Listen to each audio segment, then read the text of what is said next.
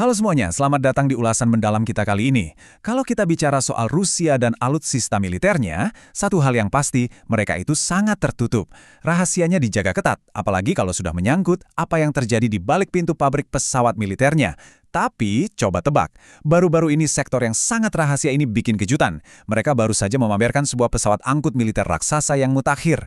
Nah, hari ini kita bakal bongkar habis-habisan soal raksasa terbang ini dan bagaimana tepatnya ia diciptakan. Langsung saja kita mulai ya. Jadi, raksasa yang selama ini disembunyikan itu punya nama. Ilyushin IL-76MD-90A atau sering juga disebut IL-476. Dengar ya, ini bukan cuma sekedar mesin berukuran besar, sama sekali bukan. Ini adalah simbol rekayasa tingkat tinggi. Kalau ditarik ke belakang, akarnya berasal dari sebuah mega proyek ambisius di era Uni Soviet, tepatnya di akhir tahun 60-an. Waktu itu, mereka butuh banget pesawat angkut berat yang bisa dipakai untuk kebutuhan militer sekaligus sipil. Dan visi puluhan tahun itu kini berevolusi, menggabungkan teknologi paling modern menjadi sebuah monster serbaguna. Penasaran kan? Yuk kita bedah. Kita masuk ke bagian 1, spesifikasi dan kemampuan taktis. Lebih dari 50 ton. Coba bayangkan angka itu sebentar. 50 ton lebih. Itu adalah kapasitas muatan murni pesawat ini. Buat gampangnya, ini sama saja kayak kalian menjejalkan 10 gajah dewasa ke dalam satu pesawat sekaligus. Luar biasa kan? Artinya, pesawat ini bisa dengan sangat gampang menelan kargo super besar. Mulai dari kendaraan militer kelas berat, peralatan logistik yang rumit, sampai ratusan personel dalam satu kali jalan. Secara harfiah, kemampuannya itu mirip seperti memindahkan satu gudang logistik penuh langsung ke udara. Nah, untuk bisa mengangkat beban segila itu ke angkasa, pastinya butuh struktur fisik yang nggak main-main. Bentang sayap pesawat ini melebihi 50 meter, ditambah lagi panjang badannya tembus 46 meter. Ini benar-benar menampilkan kejeniusan desain khas dari Biro Ilyushin, lengkap dengan posisi sayap yang tinggi dan tentu saja desain ekor berbentuk huruf T yang sangat ikonik itu. Skalanya benar-benar dirancang untuk mendominasi landasan manapun yang ia singgahi. Tapi begini, ukuran yang masif gak akan banyak gunanya kalau daya jelajahnya payah, betul? Nah, jangkauan maksimum pesawat ini menembus angka yang fenomenal, lebih dari 7.000 km. Jarak sejauh ini bisa dicapai berkat penggunaan mesin turbofan canggih yang memberikan kecepatan, jangkauan, sekaligus ketahanan yang sangat impresif. Jadi, poin krusialnya adalah raksasa ini nggak cuma kuat mengangkat beban berat, tapi dia juga bisa mengantarkan kargo tersebut ke lokasi-lokasi paling terpencil di seluruh dunia. Lalu kita bicara soal kemampuan operasional. Apa gunanya pesawat kargo sebesar ini kalau ujung-ujungnya cuma bisa mendarat di bandara internasional kelas 1 yang aspalnya mulus? Jangan salah. IL-76MD-90A dirancang agar sangat tangguh. Fleksibilitasnya bikin geleng-geleng kepala. Pesawat ini bisa mendarat dan lepas landas di landasan pacu yang pendek. Bahkan, luar biasanya lagi, dia bisa beroperasi di landasan tanah tak beraspal. Medan yang sama sekali nggak bisa disentuh sama pesawat angkut standar, bisa dilewati dengan mudah oleh pesawat ini untuk berbagai misi. Dan ketangguhan itu otomatis memberinya peran ganda di dunia nyata. Di satu sisi, ini adalah soal kekuatan militer.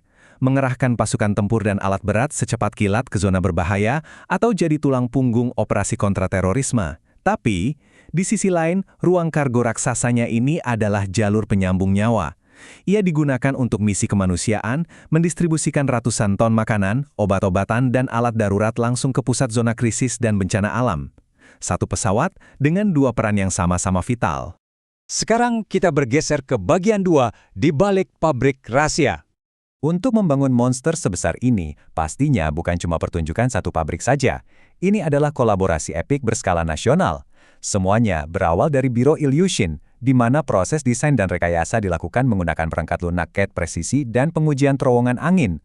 Setelah desain siap, ratusan pemasok dari ujung ke ujung Rusia mulai bergerak. Mereka mengirimkan komponen penting, mulai dari mesin, avionik, sampai struktur sayap. Dan akhirnya, kepingan puzzle raksasa ini disatukan di fasilitas perakitan akhir Aviastar SP. Menariknya lagi, mereka nggak bergantung pada metode perakitan jadul. Ada penggunaan bahan komposit canggih yang secara masif memangkas bobot pesawat, tapi justru bikin strukturnya makin kuat. Proses produksi ini juga didorong oleh otomatisasi dan digitalisasi tingkat tinggi, ditambah teknik manufaktur tambahan. Tentu saja, untuk menghadapi tantangan sebesar ini, mereka menerapkan kontrol kualitas yang sangat ketat di setiap langkahnya. Mereka sama sekali nggak mau ambil risiko. Selanjutnya, kita masuk ke bagian 3, peran geopolitik dan kemanusiaan. Ada satu realitas penting yang harus kita pahami soal asep raksasa seperti ini. Kutipan ini pas banget menjelaskannya. Pesawat ini memproyeksikan kekuasaan dan pengaruh di wilayah-wilayah strategis. Maksudnya apa? Ketika pesawat ini diterbangkan untuk misi global atau latihan militer gabungan, kehadirannya langsung berfungsi sebagai instrumen kekuatan. Secara otomatis, ini mempererat aliansi sekaligus mengukuhkan posisi dan pengaruh politik Rusia di atas panggung diplomasi dunia. Dampak diplomatiknya pun beneran luas. Rantai produksi dan penyebaran pesawat ini membuka banyak sekali pintu untuk peningkatan kerjasama internasional. Kita bicara soal kesepakatan transfer teknologi dan pastinya perluasan pasar ekspor ke negara-negara sekutu. Jadi, ini bukan semata-mata soal memproduksi pesawat angkut. Ini adalah langkah strategis untuk memfasilitasi pertukaran sumber daya yang pada akhirnya berdampak pada stabilitas di berbagai wilayah. Benar-benar sebuah instrumen geopolitik. Terakhir, mari kita bahas bagian 4, masa depan sang raksasa. Kalau kita melihat ke depan, masa depan pesawat ini kelihatannya punya pijakan yang sangat aman. Buktinya ada pada satu angka ini, 42. Itu adalah jumlah pesanan raksasa yang sudah terkonfirmasi saat ini dari pelanggan utamanya, yakni Angkatan Udara Rusia. Tingginya permintaan ini adalah bukti nyata bahwa desain yang hemat biaya dan tangguh ini bakal terus mengudara dan diandalkan untuk beberapa dekade mendatang. Tapi ya, namanya juga industri kedirgantaraan, nggak ada yang namanya cepat puas diri. Para insinyur sudah menyusun peta jalan ke depan. Mereka sedang bersiap untuk mengintegrasikan teknologi avionik yang jauh lebih canggih, meningkatkan sistem propulsi biar mesinnya makin efisien, dan bahkan menargetkan agar pesawat ini bisa memikul kapasitas muatan yang lebih gila lagi dari sebelumnya. Evolusi yang terus berjalan. Perjalanan Il-76MD-90A ini sungguh luar biasa kalau dipikir-pikir. Lahir dari cetak biru yang tangguh di era Uni Soviet pada tahun 60-an, berevolusi menjadi monster kargo mutakhir di masa kini, dan kini menatap masa depan dengan rencana peningkatan avionik dan propulsi. Ini adalah bukti sejati dari kecerdasan teknis. Sebuah aset yang membuktikan bahwa fondasi desain yang hebat menolak untuk usang di gerus zaman. Nah, semua ini membawa kita pada satu pertanyaan penutup yang penting buat direnungkan. Dengan makin meningkatnya ketegangan global dan krisis kemanusiaan akhir-akhir ini, seberapa vital sebenarnya peran gudang terbang raksasa ini di masa depan? Jujur saja, sepertinya pesawat angkut serbaguna ini baru saja mulai menunjukkan potensi sesungguhnya di panggung dunia, ya kan? Oke, sekian dulu ulasan mendalam kita hari ini. Terima kasih banyak sudah menyimak, dan sampai jumpa di analisis kita berikutnya.